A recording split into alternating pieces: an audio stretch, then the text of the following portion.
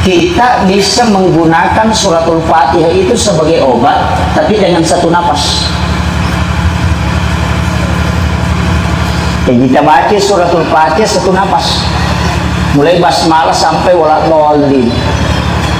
Jadi itu bisa dipakai untuk obat.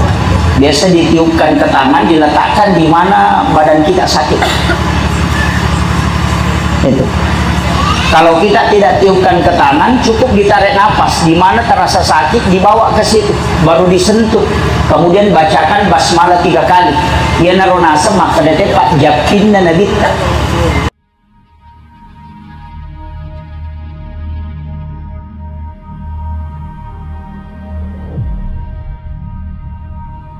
Semuanya semoga dirahmati dan dimuliakan oleh Allah Subhanahu wa taala.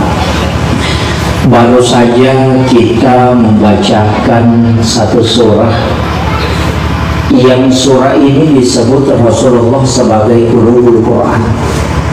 Itu surah Yasin. Surah ini 83 ayat. Ulama hikmah membagi menjadi 5 bagian. 20 ayat pertama itu untuk berkaitan dengan kehidupan dunia. 20 ayat setelahnya itu berkaitan tentang keselamatan di alam kubur. 20 ayat setelahnya itu berkaitan dengan kebangkitan di pada mahsyar. Dan 20 ayat setelahnya itu berkaitan menjadi asbab untuk mendapatkan keselamatan sebagai pakaian masuk ke dalam surga. Dan 3 ayat terakhir adalah kunci. Ayat 81, 82, dan 83.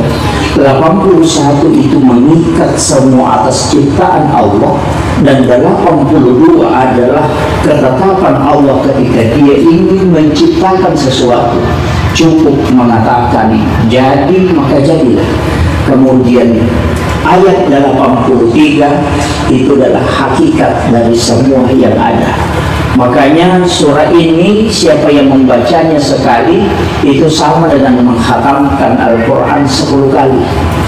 Dari sinilah ulama kita sehingga menganjurkan, bahkan Rasulullah mengatakan lakinu mautakum bi suratil Yasin li'annahu suratul Yasin qulubul Quran.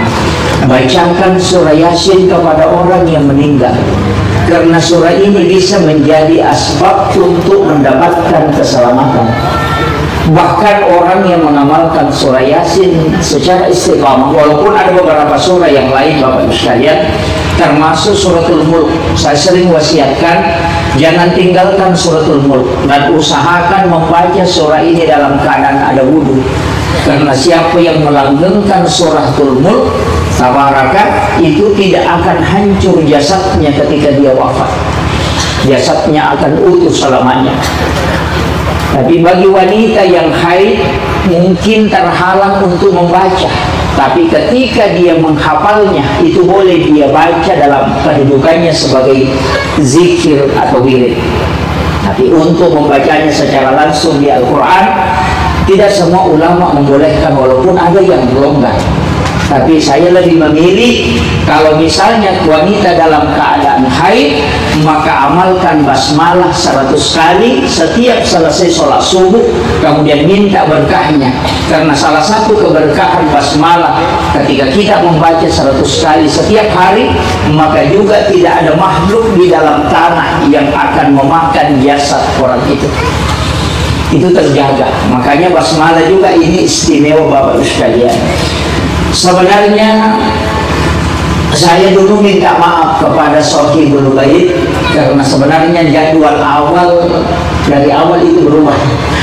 Saya mohon maaf karena tidak bisa mengatur betul, karena kemarin saya sudah tetapkan, tapi karena visa yang ke luar negeri itu tidak bisa bergeser, jadi saya mohon maaf, ada perubahan jadwal. Dan itu saya sekali lagi termasuk juga saudara Bagus. Saya baru tadi tahu namanya Bagus. Padahal lama, karena saya selalu panggilnya Rar, tidak pernah panggil Bagus.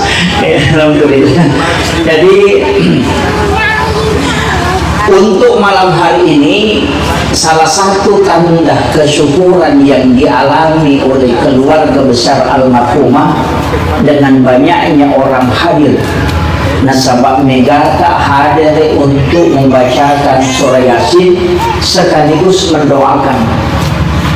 Sebenarnya begini, 40 orang berdoa itu setara dengan satu wali Allah. 40 orang berdoa itu setara dengan satu wali Allah, kata Nabi. Dari situlah sehingga kenapa doa berjamaah, ketika jumlah jamaah lebih dari 40, kita betul-betul mengharapkan doa bersama, karena doa seorang wali itu tidak mungkin tertolak. Makanya ketika kita berkumpul sebanyak 40 orang, di sini ratusan orang, banyak yang hadir dan mendoakan almarhumah.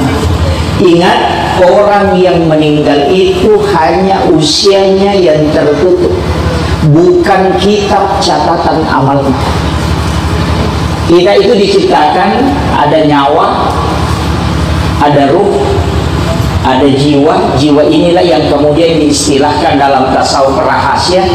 Rahasia inilah kemudian disebut dengan Nurul Muhammad.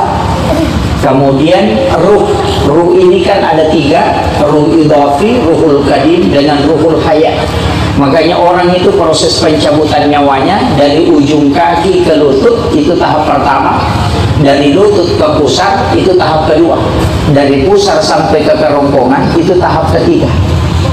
Makanya ketika orang sudah dingin kakinya dari ujung kaki sampai ke lutut, itu pasti ada perubahan, karena itu tahap pertama. Nah, makanya disebut idhafi. Makanya orang tidur itu yang diangkat ruhnya, tapi orang mati itu digenggam. Itu aja bedanya, sedikit saja. Makanya orang tidur itu dianggap orang mati. Jadi bahasa Arabnya kan sudah mati sebenarnya. Kalau dalam pandangan agama, makanya bismika Allahumma ahya wa amut. Alhamdulillahilladzi ba'da ma'amatana wa ilaihin nusur. Terima kasih banyak ya Allah, Engkau telah menghidupkan aku kembali setelah Engkau mematikan aku. Di riwayat yang lain Rasulullah mengatakan an-naumu ahul maut, tidur itu bersaudara dengan mati. Saya ingin sedikit bahas ini. Kenapa Rasulullah mengatakan an-naumu ahul maut, tidur itu saudara. Saudara itu cuma tidak banyak kita mengatakan persis sama. Demin atau maka pada sisa. Karena saudara itu hampir sama. Makanya kalau mau menganalogikan orang mati, pas lihat orang tidur. Kenapa? Orang yang tidur ketika dia bermimpi disiksa pasti merasakan sakit, padahal tidak ada yang memukul. Mimpi dikejar anjing gila, kalau bangun pasti kelelahan, padahal tidak lari. Itu analogi siksaan kubur, bahwa ruhmu yang tersiksa, jasadmu ikut merasakan. Jadi kalau ada orang tidak percaya dengan azab kubur, maka kasih tahu bagaimana analoginya mimpi yang tersiksa. Makanya Nabi mengambil ibarat ke situ, an-naumu ahul maut. Yang kedua, orang di alam kubur itu penglihatannya tembus ke dunia. Makanya alam kubur itu 2 bahasa Arabnya, disebut alam barzakh, disebut juga alam kubur. Barzakh itu bahasa Arab dari kata, sebenarnya barzakh itu tirai. Kalau kubur itu tempat disimpannya jenazah. Kalau barzakh itu dinding kuburan yang tembus penglihatan ke dunia, juga tembus ke alam akhirat. Makanya Nabi ketika masuk ke dalam pekuburan itu pasti salam, assalamu alaika ya ahlal kubur. Umar adalah salah satu sahabat Nabi yang sangat rasional dalam memahami agama. Agama semua, ya Rasul, apakah mereka dengar? Nang kalinya gaji, dia kan orang meninggal. Kemudian suaramu kecil dan engkau mengucapkan salam di pintu ini. Apakah yang di sana yang jauh itu dengar?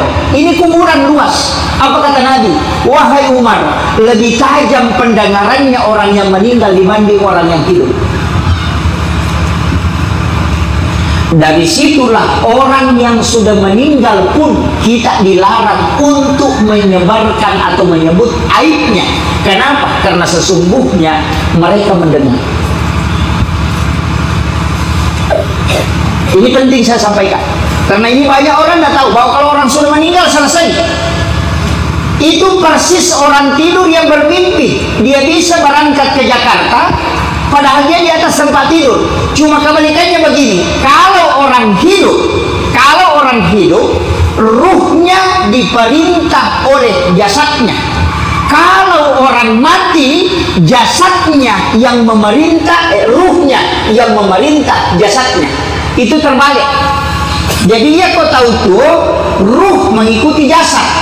Kalau orang meninggal, itu jasad yang ikuti ruhnya. Makanya ketika kita membacakan Fatihah atau mendoakan untuk ruhnya, itu utuh. Dan itu mendengar, karena yang kita kirimkan itu ruh, bukan jasadnya. Ini penting. Makanya kalimat yang sering dipakai ila ruh atau ila arwah. Yang sering dipakai yang mana?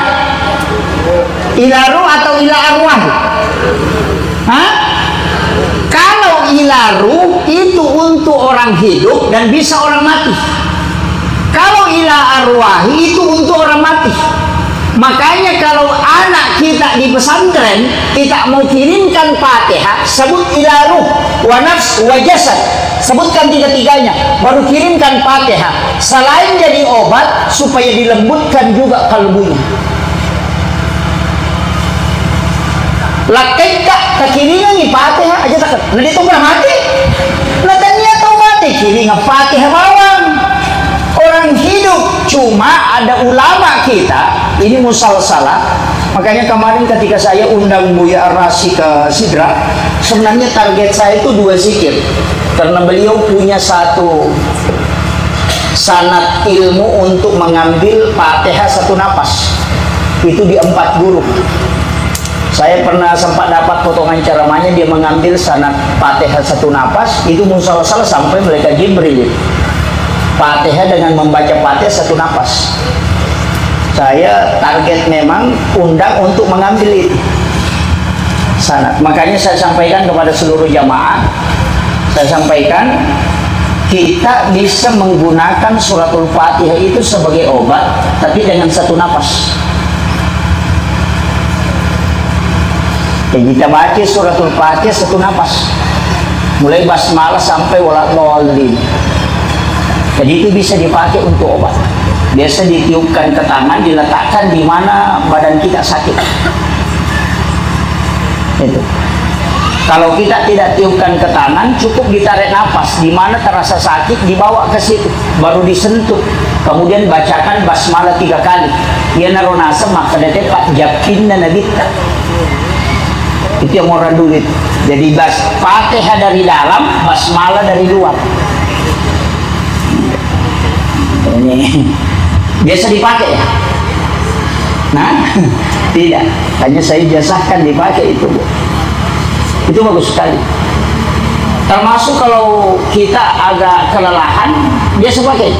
Baca basmalah, mulai basmalah sampai suratul. Baca mulai basmalah sampai ayat terakhir, 7 ayat.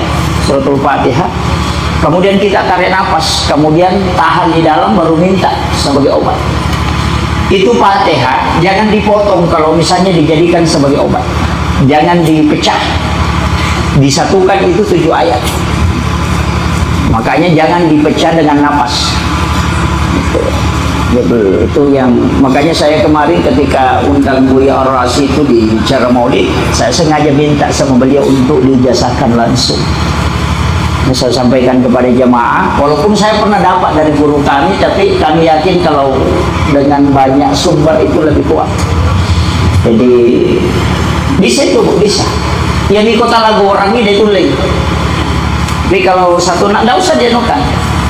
Jadi cukup baca mulai basmalah sampai waladhdallin. Kemudian niatkan, tapi diniatkan sebelum dibaca. Kita mau gunakan untuk apa?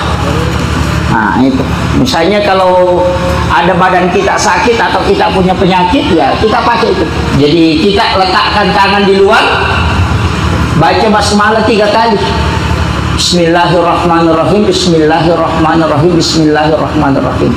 Kemudian baca suratul Fatihah 1 nafas, kemudian bawa ke situ. Itu yang dipakai para ulama kita. Jadi saya wasiatkan bagi yang mau pakai silahkan. Kalau tidak percaya tidak usah dipakai. Insyaallah tidak akan jadi juga kalau tidak percaya. Kemudian makanya ia tuh tahu materi orang yang meninggal itu Bapak Ibu sekalian hanya usianya yang tertutup. Makanya orang meninggal itu kita mengatakan tutup usia. Tapi kitab catatan amal itu terus jalan, tidak pernah berhenti tuh. Makanya apa yang kita lakukan di dunia, bekas-bekas yang kita tempati di dunia itu kan kita baca tadi di surah Yasin kan. Bekas-bekas yang kita tinggalkan itu tercatat semua. Makanya guru Profesor Dr. Quraisyab itu apa kata beliau? Mengangkat satu hadis bahwa setiap tempat yang kau tempati sholat ataupun melangkah dalam keadaan berzikir ketika engkau wafat itu akan menangis. Itulah sehingga kenapa kalau kita selesai sholat fardu kita bergeser sedikit pindah untuk sholat sunat. Bukan bilang berarti jelek di situ tadi, tidak. Cuma supaya banyak yang mendoakan dan banyak yang menjadi saksi. Itu kuncinya. Sama di pakaian, langsung pakai sholat. Makanya ketika kita mau makan disuruh basmalah, itu akan menjadi saksi semua. Ya, paling tidak kalau tidak bisa sampai Bismillahirrahmanirrahim, bila saja Bismillah baru makan. Kalau Bismillah mau pada itu lepawi mati mawan nih. Makundulan. Iya. Kenapa baca Allahumma barik lana fi ma razaqtana? Kan Allahumma barik minta berkahnya kan? Minta berkahnya dari apa yang telah direzekikan oleh Allah Subhanahu wa taala. Itu kan ya kok barakah ya kok tami pasti macam Pak Bura. Itu kuncinya. Jadi makan pun itu bisa menjadi obat. Aja tak kena mandreti Pak Murah apa menjadi obat, tidak. Justru nasi itu bisa dijadikan obat. Kita niatkan apapun air minum yang kita minum, apa bedanya itu obat Pak? Sama sebenarnya air minum kalau dikasih orang ustaz dikasih baru disuruh doakan. Sama juga kalau kita baca, cuma kadang kita tidak yakin. Wah, jadi mau begitu ya baca ustaz mana ya leng, begitu. Padahal mestinya kita baca niatkan untuk obat, itu bisa. Cuma kan diajarkan kalau minum itu Bismillahirrahmanirrahim baru minum teguk 1 kali, baca Alhamdulillah. Alhamdulillah Rabbil Alamin baru Bismillah lagi, baru teguk lagi, baru baca Alhamdulillah Rabbil Alamin, baru Bismillah lagi, baru teguk lagi, baru istirahat, dihentikan sejenak. Kalau mau lanjut lagi. Kenapa? Itu hadis Nabi. Siapa yang minum dengan cara begitu, maka selama air itu ada di dalam perutnya dia tidak akan melakukan dosa besar. Itu hadis Nabi. Cuma kau minum cica minatong karena capu. Kalau kau minum sumpah nami kedok. ini yang parah. Padahal itu hadis Nabi. Siapa yang minum dengan cara itu kan Bismillahirrahmanirrahim. Minum 1 teguk baru baca Alhamdulillah. Baru Bismillah lagi baru minum, baru baca Alhamdulillah. Baru Bismillah lagi baru minum, baru baca Alhamdulillah, baru simpan. Kalau mau minum lagi baru diambil lagi dengan ulang dengan kata yang sama dan doa yang sama. Ada juga 2 versi itu yang pakai Bismillahirrahmanirrahim baru dia minum, baca Alhamdulillah. Bismillah, Alhamdulillah, wala ilaha illallah, wallahu akbar. Dia baca 3 kali untuk zikirnya. Jadi makanan yang kita berzikir ketika masuk itu kan menjadi saksi kelak dan itu membantu kita. Kemudian yang ketiga, ini yang tidak kalah pentingnya saya sampaikan. Ketika keluarga kita meninggal, sebenarnya begini, orang tua kita meninggal, anak-anak kita atau siapapun, kalau orang meninggal itu Bapak Ibu sekalian, itu sebenarnya dia menunggu kiriman. Dia menunggu kiriman.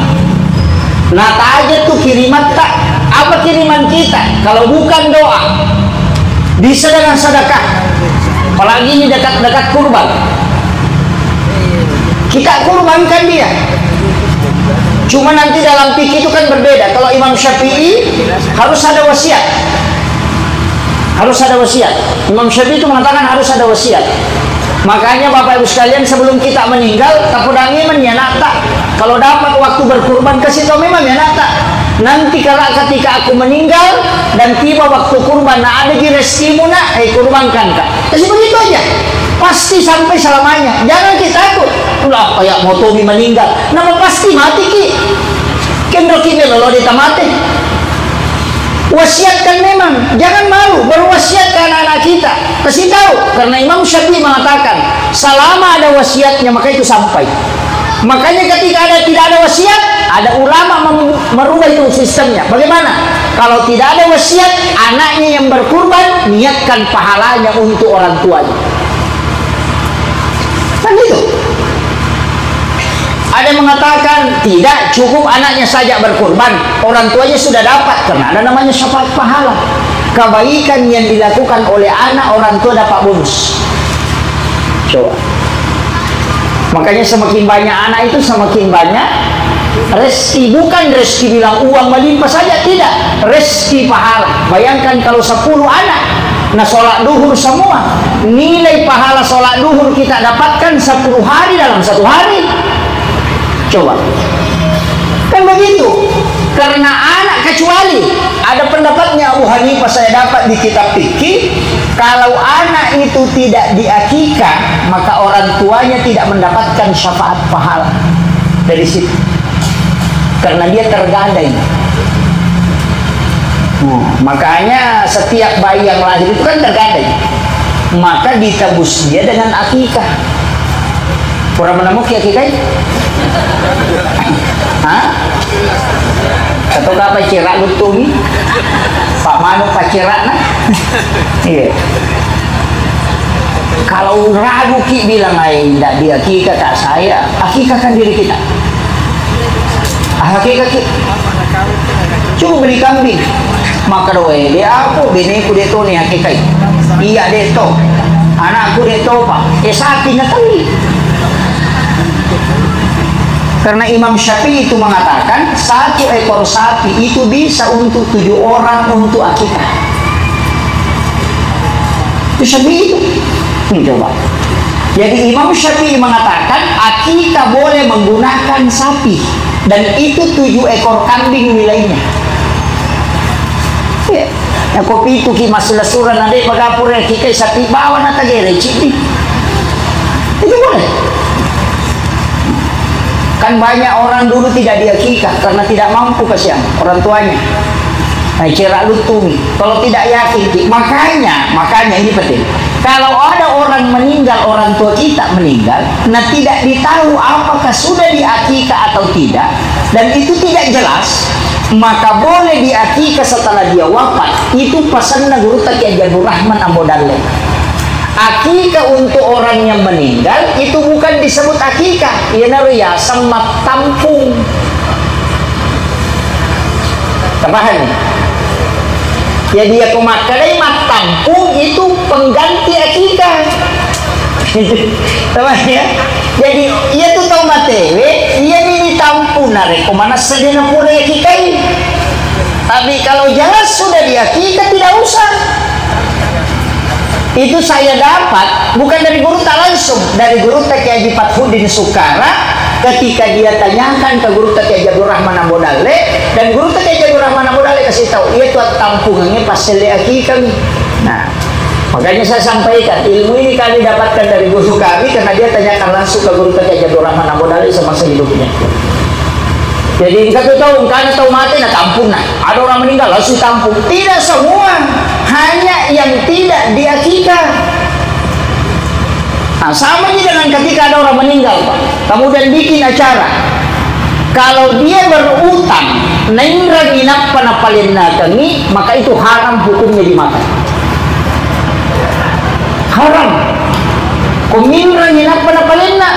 Tapi kalau harta anaknya, ahli warisnya, dia siapkan makanan untuk orang yang datang, maka itu makruh, berarti sudah boleh dimakan. Tapi narik kuyarona solorannya tahu buka, belikan makanan atau untuk dipersiapkan kepada tamu, maka itu sunnah. Makanya Rasulullah mengatakan, engkau yang membawa makanan, kita di orang Bugis, sama aja orang Sulbar soloi isana pas soloi tabuka taliana ni Andre itu sunnah.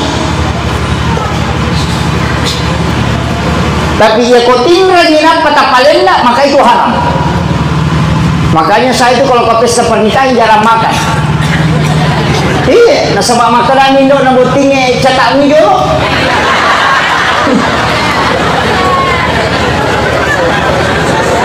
Aku kampungku deh tuh nak aku Sumba, aku bisa ada gitu.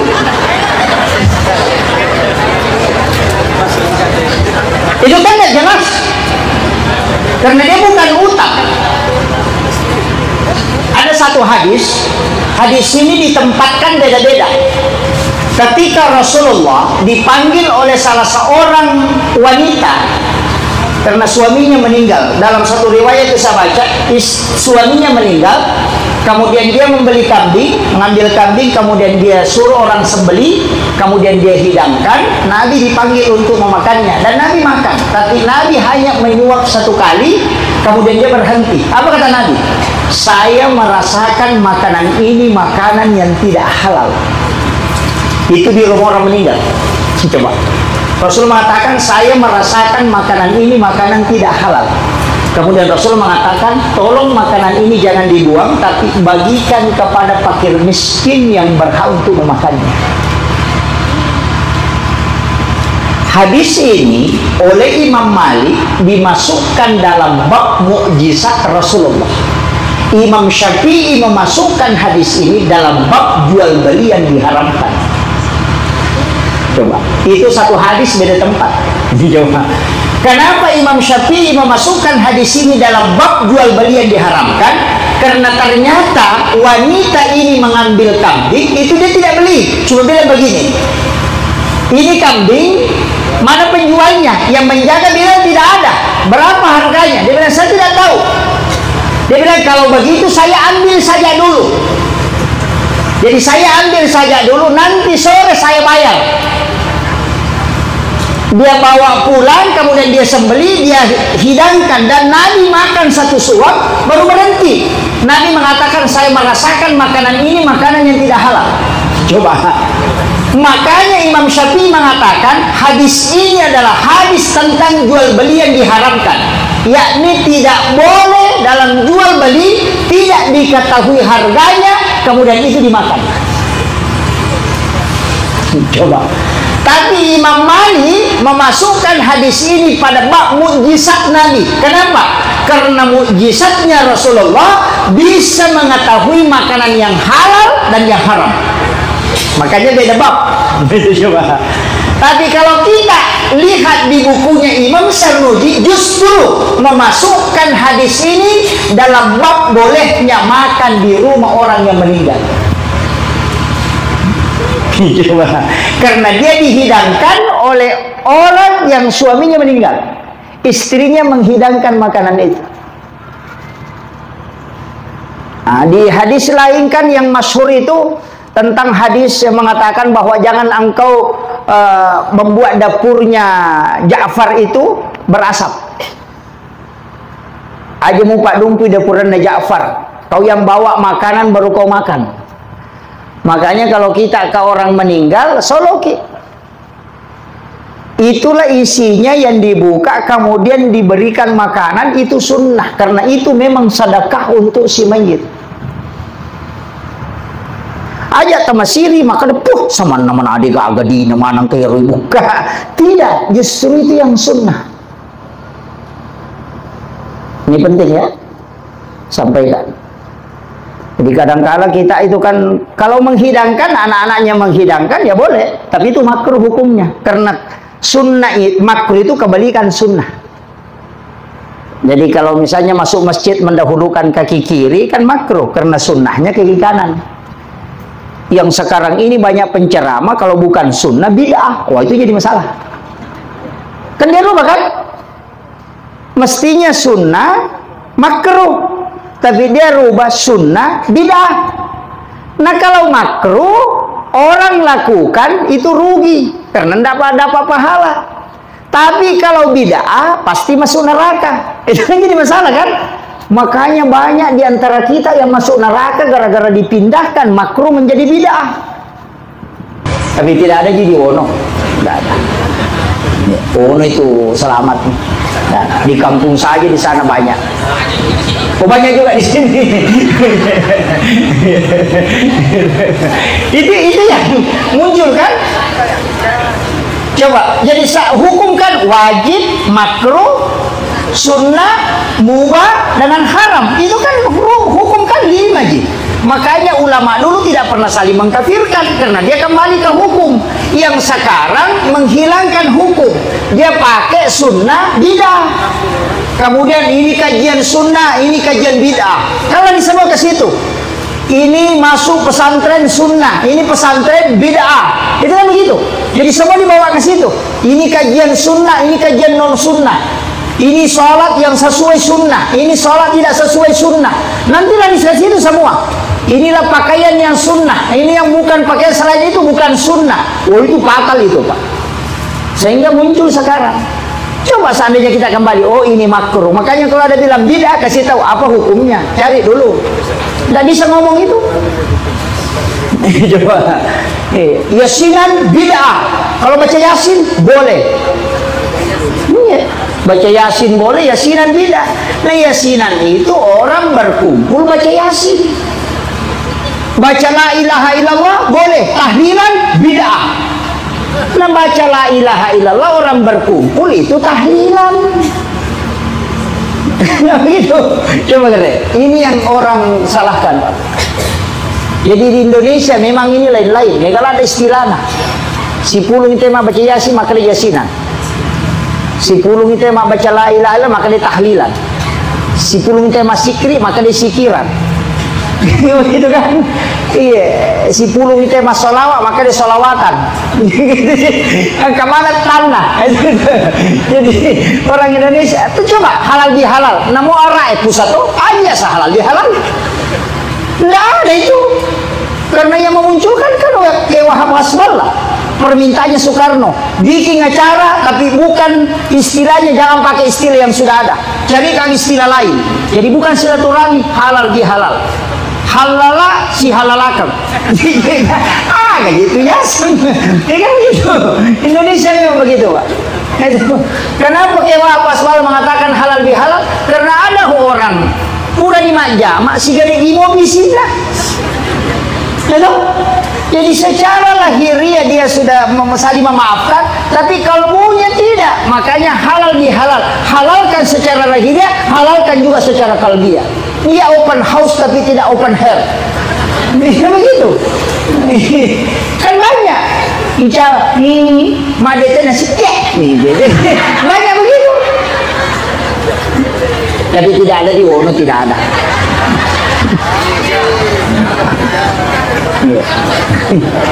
Saya wasiatkan ya. Kemudian ada sedikit tadi kurban saya bahas. Tolong kalau berkurban tidak mampu semua satu keluarga, misalnya suami istri, suami tak disuruh berkurban. Nanti suami mengikutkan istri. Jadi suami itu mendapatkan sunnah aininya, sedangkan istri dan anak-anaknya mendapatkan sunnah kifayah namanya. Jadi dilakai ko makaroba ki akadani iya karobaku untuk aleku, istri dan anak-anakku. Aja na nasi sele nasi ya tahu ngewe, tahu kayak mengikosi. Jangan. Nah sedetu itu melu ko dina tama serta kapaki bale. Kada iya tahu nge ini, tahu kayak dua ki. Apa gitu? Bisa. Berdoa Pak. Gana dita insyaallah. Kalau aku maliki kota tak diketalu siulam. Ya roni ko napeli talu buku sesum manasah. Iya. Bisa. Ya kan? Berkurban. Nah bahayanya itu. Kalau tidak berkurban, Pak. Rasulullah mengatakan bagi yang mampu berkurban tidak berkurban, lain yang kubar ya kerabat musallana, suruh dia jangan mendekati rumahnya Allah. Kadi na dita ya ko mampu makaroba dati na din nakaroba podangnya jangan ada piri bola na pong Allah Ta'ala. Ajan musura lo masigi. Makanya apa koyoki Pak Ajo korobawa nama sige maka dede nak karoba jami menemuan depe. Ya mampu.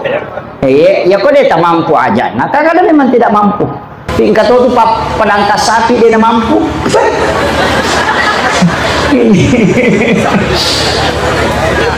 Penangkas sapi dia nak karoba tahu malah satu ya. Dia tengah pohon. Kemudian makanya saya wasiatkan tadi anak-anaknya bersedekah. Saya wasiatkan iya kau masih sedekah ki aja nanale tata sedekah. Indo tak nata sedekah. Nah sebab kalau kita sedekahkan ibu, kita sudah dapat pahala birrul walidain, dapat juga pahala sedekah sebagaimana sedekah yang kita sedekahkan untuk orang tua. IPA 7 nih Indo ini pemali bonusnya. Iya. Maka dari itu saya juga lagi kok itu gak ada ya ustaz emang gampang kalau lagi cilengan yang kadi tak 10 sabunnya kan saja 5.000 untuk almarhumah 5.000 untuk saya itu sudah. Ya. Cuma kalau anak-anak santri, anak-anak pesantren, sedekahkan gurumu yang kau anggap kau istimewakan. Istilahnya begini, kalau ada guru kita yang sangat kita kagumi, misalnya penghafal, kita ingin mengambil berkahnya, setiap hari Jumat sedekahkan dia. Jadi mas sumbangnya ke masjid, tapi nyakangi pahalanya untuk guru kita itu. Insya Allah engkau akan mengambil berkahnya ilmunya.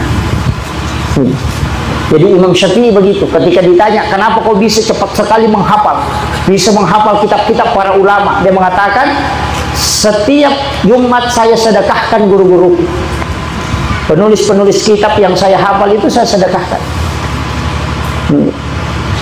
Jadi itu kuncinya. Sama ada ulama kita mengajarkan kalau kita di ilmu hikmah, dia mengatakan bahkan dalam tasawuf itu ketika ingin membaca satu kitab, cari dulu penulisnya. Kirimkan suratul Fatihah, kemudian sedekahkan dia. Baru bertawassul, kemudian kau baca kitabnya. Insya Allah mudah kau paham.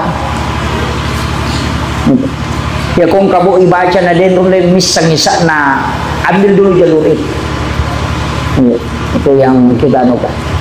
Termasuk Bukhari Muslim. Kitabnya Sahih Bukhari, kalau kita sesekali mestinya kita khatamkan itu Sahih Bukhari. Pernah baca, kalau penceramah tidak pernah baca Sahih Bukhari Muslim sampai khatam, itu fatal itu. Jadi mestinya memang khatam itu. Kemudian itu tadi saya bilang sedekahkan.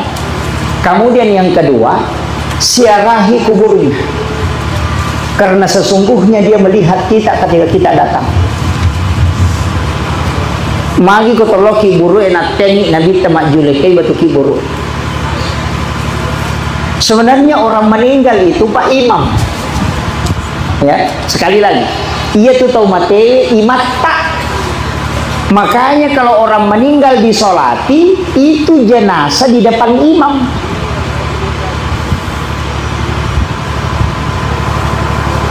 Kembali ditaruh tahu mate ya sampai jangan. Kok gimana rina imamnya tuh yolona? Hah?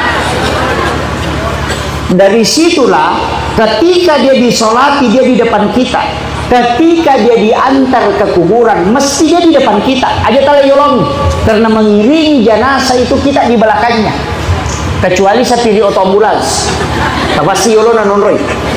Kemudian jangan duduk, ini penting, jangan duduk di kuburan sebelum jenazah dimasukkan ke dalam lahat. Selama jenazah masih di atas, dia belum masuk ke dalam lahat, tetap berdiri kalau sampai ke kuburan. Ajak tertunda. Itu sunnahnya. Karena dia adalah imam kita. Nanti turun ke dalam lahat, uku calorina kalabonge, napa kita udah. Itu kuncinya sebenarnya, Pak. Sebenarnya kepengurusan jenazah ini juga banyak masalah, Pak. Mulai dari orang sekarat, kita disuruh ganti pakaiannya yang bagus. Kemudian usahakan dikasih bantal. Kalau bisa dihadapkan ke kiblat.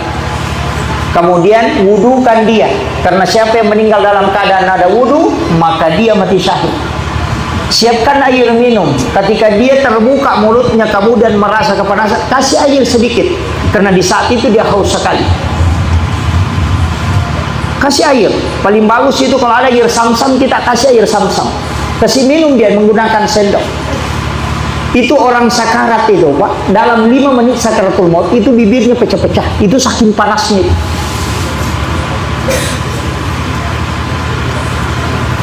Setelah dia wafat, tangannya itu seperti orang mau sholat. Perempuan laki-laki sama. Kalau dia tidak mau bersedekap, azankan. Itu ditarik, kemudian ditahan, diazankan di telinga kanannya. Kalau orang tidak mau bersedekap, tangannya. Kalau dia memang daka di mana, bangun ke dicila tahun. Ini orang meninggal yang diazani. Itu tanda bahwa ketika ada orang meninggal tidak mau bersedekap tangannya, itu tanda orang itu tidak meninggalkan pekerjaan dunianya ketika azan dikumandangkan. Dia memang daka di mana.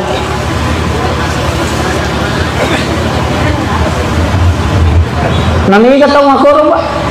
Bang kita yang aja mamui, palas ter. Iya. Pak Balu. Napa dia itu enggak pangal itu cenga kok bang itu. Iya. Biasa tuh tukang masigi, awe manita na tuh yang kamu pamalolis. Dengan banyak gitu. Kemudian setelah itu jangan tinggalkan orang meninggal. Ia kupuri pada Kak Liman. Nah, tunggu sekitar 15 menit atau 17 menit, gerakkan semua tangannya. Tak pakai di pergelangannya, ke sikunya, tangannya dikasih bergerak semua. Lututnya, kemudian diangkat kakinya, dikasih bergerak semua. Supaya nanti dia tidak keras kalau dia dimandikan. Jadi 10-5 menit matena tahu pakai domana nih lesok-lesokan lah. Kembali itu jenazah kita gerakkan tangannya, dilemaskan begini dengan pelan sikunya supaya aja namakan doma atau komedio. Itu seperti orang hidup kalau dimandikan. Itu tangannya bisa lemah. Kenapa? Karena memang itu di istilahnya diurus memang sebelum dimandikan. Yo puy dia nama teh tahu salah ini. Makan doni maku ini. Makanya 15 menit atau 17 menit setelah meninggalnya kita gerakkan tangannya. Semua pergelangannya itu lesok-lesokannya pakai domana. Tangannya itu dikasih bergerak sedikit dengan pelan supaya lemas semua badannya nanti kalau mau dimandikan. Makanya diganti memang pakaiannya. Kalau dimandikan paling afdal itu Pak kalau anak-anaknya. Ya kuya aja tala Pak Dio. Kumalaki Pak Dio suruh saja mengajari kita, tapi kita yang memandikan. Magai agar napo siri napo tomate waktu nato itu yang dia malu juga ketika dia meninggal. Aja nato suruh ini dia. Pak bahkan paling bagus itu kalau suami meninggal istrinya memandikan. Cuma memang yang paling afdal itu ketika laki-laki yang meninggal, ya laki-laki memandikan anak-anaknya, suruh anaknya memandikan, jangan orang lain. Iya narupatu malita pacapurang. Itu penting. Maka dari serius nama agak gampang, paling enak dimandikan orang meninggal karena tidak pernah protes. Iya. Enak karena protes. Ya kau tahu tuh idionya karena saya joro-joro ya mencekiki. Maka iya kau tahu mati deh memang nagana. Makanya bagaimana caranya? Diangkat sedikit punggungnya itu dimiringkan 35 atau 45 derajat. Kemudian ditekan sedikit perutnya dengan halus. Jangan dikasih keras. Itu ditekan dengan halus. Kiri kanan ditekan, di bawah pusatnya ditekan sedikit. Baru dibersihkan duburnya. Kasih masuk jari tengah. Makanya ya tahu mangoje biasa pakai kos tangan. Makanya kasih masuk jari tengah di duburnya, bersihkan di dalam. Di situ kan dubur tertutup di bawah, kosong di tengah, tertutup di atas. Kalau bersih itu tertutup sendiri, itu rapat. Nah, kalau sudah bersih kasih kapas sedikit baru masukkan ke situ. Baru wudukan. Wudukan. Setelah diwudukan baru dimandikan. Iya narona mak bisa cari ya sama pamula dio. Ngapain tuh? Sudah diwudukan, mandikan. Kalau saya jangan pakai sabun cat tangan. Di sini masih pakai sabun cat tangan. Hah? Sabun cair paling bagus itu. Sebenarnya kalau mau mandikan jenazah paling bagus itu pakai shower. Sambung saja ke salam, kasih menyala, baru pakai shower supaya airnya lembut. Itu paling bagus. Pakai air galon lebih bagus lagi, karena ada kapur barusnya dan bisa ganjil jumlahnya. Mandikan, kita yang mandikan. Nanti kalau pakai sabun cair, sampo sudah dipakai sampo, kan ada juga yang pakai sabun mandi itu. Kalau pakai sabun mandi, lebih baik haluskan dulu. Kasih air ditimba baru dikucak supaya dia mencair. Nanti airnya itu tinggal disiramkan ke jenazah pada saat mau disabun itu. Ya komeni sabunnya mana loh, sabunnya tabul orang. Nah, nggak usah terlalu banyak. Memandikan jenazah itu nggak butuh air banyak. Kopura ya romatu biar tidak diwudukan lagi. Karena kalau dalam hadisnya itu tidak diwudukan lagi. Hanya di saat memulai memandikan itu diwudukan. Tapi ingat, dena rusak jenek atau matewe ketika dia disentuh oleh non muhrim. Jenazah itu tidak pernah batal wudunya. Yang batal wudunya adalah yang menyentuh. Tabahan ya. Jadi dena rusak jenek atau mate aja nak ada. Pura ni jenek aja mungkin saya. Dena rusak jenek itu tahu mak gesai ni rusak jenek. Ini saya sampaikan. Cuma ada itu mandi penutup. Dia semua terpakai toh, diobat tutup. Yang pakai air yang ada parfumnya itu, yang ada wewangiannya biasa. Biasa dipakai toh. Nah, ambilkan air satu timba, siram dari kaki ke kepala, jangan dari kepala ke kaki. Itu dibalik sambeko. Begini caranya. Jadi ambil airnya baru siram dari kaki, baca Ghufranaka ya Allahu wa ilaikal masir. Baru miringkan ke kiri supaya kanannya di atas. Ambil lagi air baru baca Ghufranaka ya Rahman wa ilaikal masir. Baru miringkan ke kanan supaya kirinya bagian atas. Baru ambilkan lagi satu timba, baca Ghufranaka ya Rahim wa ilaikal masir. Baru condongkan sedikit ke depan, baru ambil air terakhirnya, bacakan Ghufranaka ya Rabbana wa ilaikal masir. Ya nantiasa diusul apa-apa. Sudah dihafal?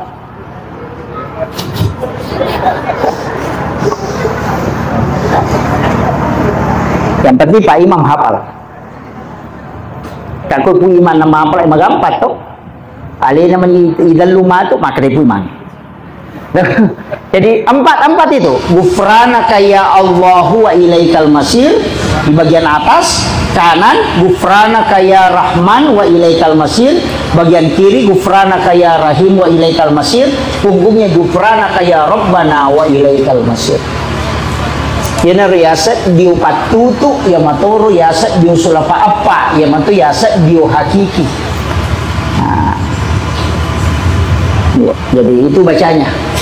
Maka malampi dina malampi ya mana lu tinggal Ghufranaka ya Allah wa ilaikal masir, Ghufranaka ya Rahman wa ilaikal masir, Ghufranaka ya Rahim wa ilaikal masir, Ghufranaka ya Rabbana wa ilaikal masir. Ya apa Ghufranaka si wa ilaikal masir, Allahur Rahman Rahim ya Rabbana. Dia mau apa lagi? Makumru to. Iya. Sebenarnya kan Bismillahirrahmanirrahim Rabbana. Itu cuma ditambah Ghufranaka ya Allah wa ilaikal masir. Kan gitu. Apa lagi di? Iya, insyaallah. Iya.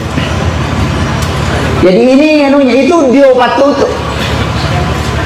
Itu kuncinya. Makanya nanti kalau sudah itu kita kafani, penting juga saya sampaikan bahwa itu dikasih wewangian di anggota sujudnya. Kasih wewangian. Kalau mau masukkan jenazah, itu biasa nama pasuruh penting. Karena itu yang baca doa. Kalau dia sudah baca Bismillahi ala millati wa sunnati Rasulillah, kemudian mengambil tanah, minha khalaqnakum wa fiha nu'idukum wa minha nukhrijukum taratan ukhra. Selesai itu dalam kitab Iyana ambil 2 genggam, alaki tanah 2 genggam. Ini yang mapasuruh. Ambil tanah 2 genggam, bacakan inna ansalnahu 7 kali. Setiap 1 kali sampai itu ditiupkan ke tangan yang ada tanah tadi 2 genggam itu. Setelah sampai 7 kali, tangan kanan, tanah yang di tangan kanan itu ditaburkan di bagian kulitnya, bagian dalam, menyentuh bagian kulitnya. Tanah yang di tangan kiri itu ditaburkan di kain kafannya.